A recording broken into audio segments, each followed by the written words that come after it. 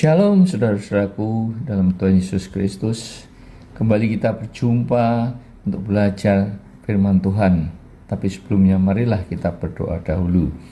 Tuhan Yesus, Bapa kami yang ada di dalam kerajaan surga yang mulia, terima kasih atas penyertaan-Mu, atas penjagaan-Mu terhadap diri kami, pemeliharaan-Mu ya Tuhan. Juga kesempatan saat ini di mana kami boleh belajar tentang firman-Mu. Tuhan, urapi lidah bibir hamba-Mu supaya apa yang aku katakan adalah ungkapan isi hati-Mu. Demikian juga pendengar firman-Mu agar Kau urapi, Kau berikan rema dan buka selubung mata hatinya supaya mereka mengerti akan kebenaran firman-Mu dan menjadi pelaku-pelaku firman-Mu. Terima kasih Tuhan, berbicaralah, kami siap untuk mendengarkan.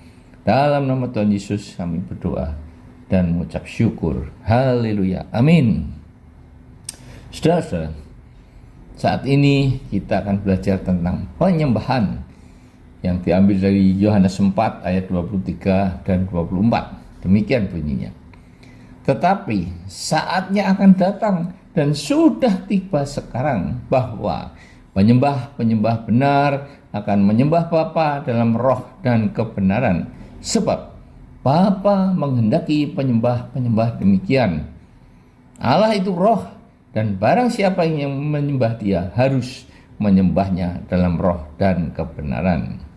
Saudara-saudara, kadang-kadang terasa janggal ketika worship leader mengatakan agar Roh Kudus hadir, begitu juga agar Tuhan Yesus hadir dalam ibadah yang ada.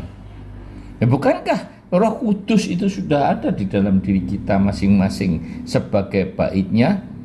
Begitu juga Tuhan Yesus itu hadir di mana-mana karena Dia itu omnipresence.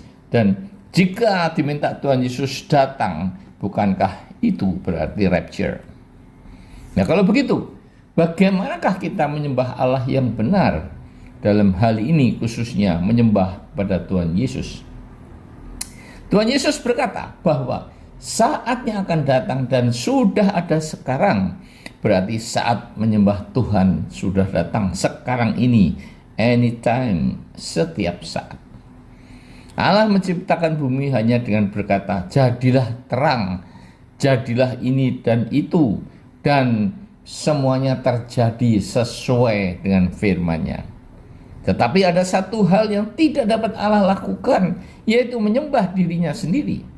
Karena itulah diperlukan penyembah-penyembah benar dan dalam roh dan kebenaran. Allah memerlukan penyembah-penyembah yang benar hidupnya, yaitu orang-orang percaya yang sudah lahir baru, hidup baru, menjadi ciptaan baru, dan hidupnya berkenan bagi Tuhan. Hidup dalam kebenaran dan menyembah Allah dengan roh, itulah penyembah-penyembah yang diperlukan Allah. Saudara-saudara, roh manusia terdiri dari 3 bagian, yaitu yang pertama, nurani, yaitu hati nurani yang akan berkata ya atau tidak ketika kita akan berbuat sesuatu yang tidak sesuai dengan firman Allah. Yang kedua adalah intuisi. Ini adalah bagian roh yang digunakan oleh Roh Kudus untuk berbicara kepada kita, yaitu lewat perasaan yang ada di hati kita, atau mimpi, atau rema lewat pembacaan firman Tuhan, dapat juga dari nasihat-nasihat dan petunjuk orang-orang yang diberikan oleh Allah atas tindakan-tindakan kita. Dan bagi kita yang sudah sangat pekat dengan Tuhan, maka suara Roh Kudus dapat terdengar secara audible. Yang ketiga adalah persekutuan, dan inilah bagian dari roh manusia yang dipakai untuk berkomunikasi dengan Tuhan, untuk bersekutu dengan Tuhan, baik lewat doa, puji-pujian, dan penyembahan yang dikehendaki Bapa dalam memuji dan menyembah Dia. Ada 2 macam puji-pujian dan penyembahan. Yang pertama, sebagai entertainer atau penghibur di atas panggung. Yang kedua, mendirikan mezbah penyembahan bagi Allah. Entertainer tidak beda dengan penyanyi-penyanyi dunia dengan koreografi yang indah gerakan-gerakan mempersona, pakaian-pakaian yang gemerlapan dan sebagainya, di mana yang mereka inginkan adalah pujian dan kekaguman dari para penonton atas penampilannya. Mereka menyanyi tidak dengan hati, sekalipun mungkin ada penjiwaan dalam penghayatan kata-kata dalam liriknya. Mereka hanya fokus untuk menghibur para penontonnya agar mendapatkan aplaus, tepuk tangan yang meriah atas penampilan mereka. Mereka senang dan bangga akan dirinya. Jadi tujuan entertainer adalah untuk menyenangkan dan menghibur para penonton agar mereka dipuji karena kehebatan penampilan mereka. Yang kedua adalah mendirikan mezbah bagi Tuhan. Mezbah pertama didirikan oleh Abraham dan kemudian bangsa Israel untuk mohon pengampunan dan mengucap syukur dan memuji Tuhan.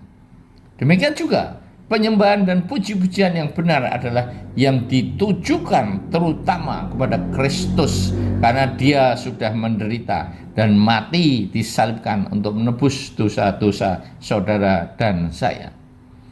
Mezbah penyembahan didirikan untuk Kristus sebagai satu-satunya penonton puji-pujian dan penyembahan kita. Biarlah Kristus yang menikmati puji-pujian penyembahan kita sebagai dupa yang harum. Bukankah dikatakan bahwa Allah itu bersemayam di atas puji-pujian?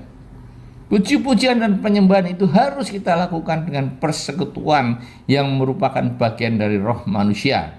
Kita tidak memuji dan menyembah Tuhan dengan lidah dan bibir saja, sehingga tidak akan merasakan keintiman dengan Tuhan. Karena inti dari keintiman adalah menikmati hadirat Tuhan.